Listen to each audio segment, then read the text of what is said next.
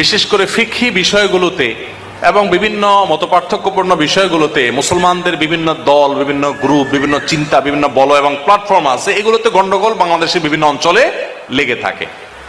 এখানে যে শব্দটা পরিষ্কার লেখা আছে বিবাদ, আমি তার আলোকে বলতে চাই, ডক্টর খন্দকার আব্দুল্লাহ জাহাঙ্গীর রহমতুল্লাহ আলাই একটা কথা বলতেন। স্যার বলতেন যে নামাজে আপনি হাত কি বুকে বাঁধবেন না নিচে বাঁধবেন, উভয়টার সপক্ষে ওলামা একরামের বক্তব্য আছে, মত আছে, দলিল আছে, কিন্তু আপনি এটা নিয়ে যে ঝগড়া করবেন এটার সপক্ষে কোনো মতও নাই, দলিলও নাই, কোনো আলেমের বক্তব্যও নেই। আপনি যেটাকে সঠিক মনে করেন আপনি ডেফিনেটলি সেটা আমল করবেন, কিন্তু মনে রাখবেন আপনার এই আদর্শিক দৃঢ়তা এটা যদি গোলামির পর্যায়ে নিয়ে যায়, এটা যদি মুসলমানদের মধ্যে বিভেদ সৃষ্টির পর্যায়ে নিয়ে যায়, তাহলে আপনি রীতিমতো একজন আল্লাহর কাছে অপরাধী হবেন। আমরা আমাদের পায়ের তলায় যে মাটি নাই এটা আমরা অনেকে আঁচ করতে পারি না। সমাজ থেকে ইসলামকে বিতাড়ন করবার যে মহা আয়োজন চলছে এটা নিয়ে আমাদের কোনো মাথা ব্যথা নেই। আমরা আছি আমাদের নিজেদের মধ্যকার যে মত পার্থক্যগুলো আছে সেগুলোকে অনেক বড় বড় করে দেখাবার, সেগুলোকে অনেক হাইলাইট করাবার। সাহাবীদের মধ্যে বিভিন্ন বিষয় নিয়ে মত পার্থক্য ছিল। আপনি বলবেন যে শুধুমাত্র ছোটখাটো মাসালা মত পার্থক্য, আমি বললাম না, আরো বড় বিষয় নিয়ে মত পার্থক্য ছিল। মেরাজে নবী সাল্লাল্লাহু আলাইহি সাল্লাম আল্লাহ তাআলাকে, আর নবী সাল্লাল্লাহু আলাইহি সাল্লাম আল্লাহ তাআলাকে সরাসরি দেখেছেন নাকি কিভাবে দেখেছেন, এটা নিয়ে সাহাবীদের মধ্যে, সিনিয়র সাহাবীদের মধ্যে মত পার্থক্য ছিল, কিন্তু কাদা ছোড়াছুড়ি ছিল না। মুআবিয়া রাদিয়াল্লাহু তাআলা আনহু বিতরের নামাজ পড়েছেন একটা পদ্ধতিতে, আব্দুল্লাহ ইবনে আব্বাস রাদিয়াল্লাহু তাআলা আনহু সেই পদ্ধতিটাকে সহি মনে করেন না, তিনি মনে করেন এটা সঠিক না।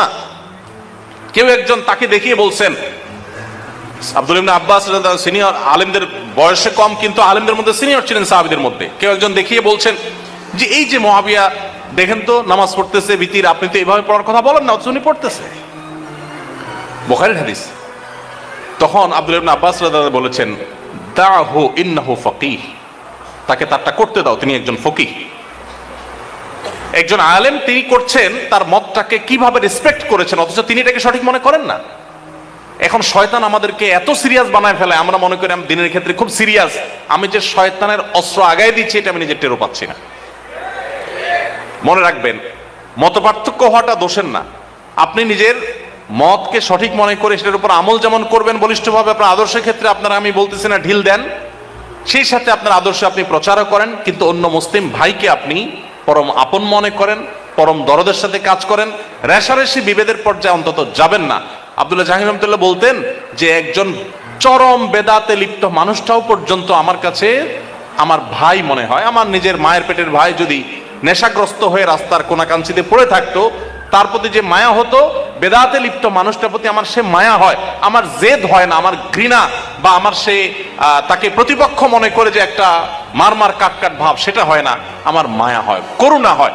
ডেফিনেটলি তার অবস্থানটাকে আমি অপছন্দ করি, কিন্তু তার প্রতি আমার করুণা হয়। আজ আমাদের সেই দরদি মানসিকতা নেই, এর মধ্য দিয়ে আমরা নিজেদের প্রবৃত্তির পুজো করি, মোটেও ইসলামের খেদমত করি না। আমরা মনে করি আমি ইসলামের অনেক খেদমত করে ফেলছি, আপনি ইসলামের খেদমত করছেন না, আপনি শয়তানের খেদমত করছেন, খুব পরিষ্কার মনে রাখবেন। আমরা সবাই পদ্ধতি নিয়ে অনেক মত পার্থক্য এবং গন্ডগোল ফাসাদ করছি। বিষয়টাকে একটা উপমা দিয়ে আমরা বুঝতে পারি।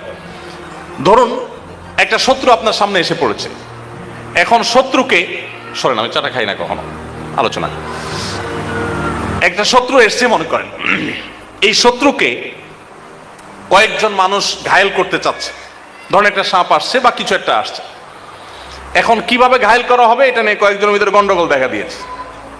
ধরেন একজন বলতেছে যে এটাকে ঘায়েল করার জন্য একটা পিস্তল নেওয়া উচিত, তাহলে দূর থেকে তাকে গুলি করা যাবে এবং নিজেদের কোনো ক্ষতি হবে না।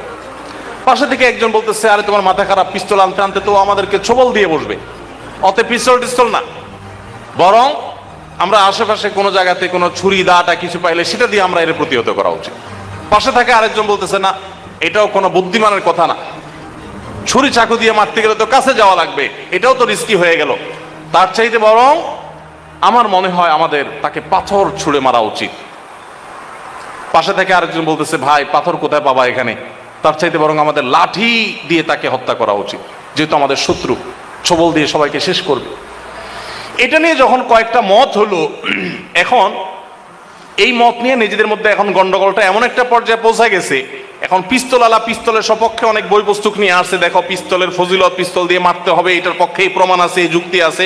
লাঠিয়ালা তারগুলো নিয়ে আসছে, আর পাথরালা তারগুলো নিয়ে আসছে, ওই ছুরিয়ালা তারগুলো নিয়ে আসছে। সবাই যার যার দলিল প্রমাণ নিয়ে আসতেছে। এই দলিল প্রমাণ দিয়ে পারতেছে না, তখন হাতা গোছানো শুরু করছে, গ্রুপিং হয়ে যাচ্ছে, আলাদা হয়ে যাচ্ছে। এদিকে তখন সাপ চিন্তা করতেছে এই সুযোগ, একটা একটা করে সবগুলাকে ছবল দিয়ে দিয়ে শেষ করে দেয়। আজ আমাদের মুসলমানদের এই অবস্থা হয়ে গেছে। আমার কাছে যেটা উত্তম মনে হয়, ডেফিনেটলি আমি সেটা দিয়ে শত্রু মোকাবেলা শুরু করব। তোমার কাছে যেটা উত্তম মনে হয়, তুমি তোমারটা দিয়ে শুরু করো, তুমি তোমারটা দিয়ে শুরু করো। এখন নিজেরা প্রতিহত করা করিতে লেগে গেছে, আমাদের শত্রুকে ভুলে গিয়ে।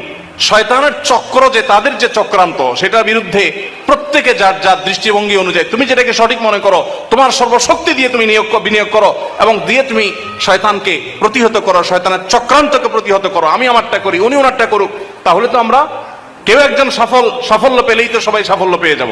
কিন্তু আমরা সেটা না করে নিজেদের মধ্যে গন্ডগোলে লেগে গেছি। আমাদের মূল শত্রু বাদ দিয়ে নিজেদেরকে আমরা শত্রু বানিয়ে ফেলেছি। আল্লাহ তাআলা আমাদের সবাইকে এই নিজেদের মধ্যকার যে সমস্ত দ্বন্দ্ব, গন্ডগোল, ফাসাদ, বিবাদ, এগুলো থেকে বেঁচে থাকার তৌফিক দান করুন।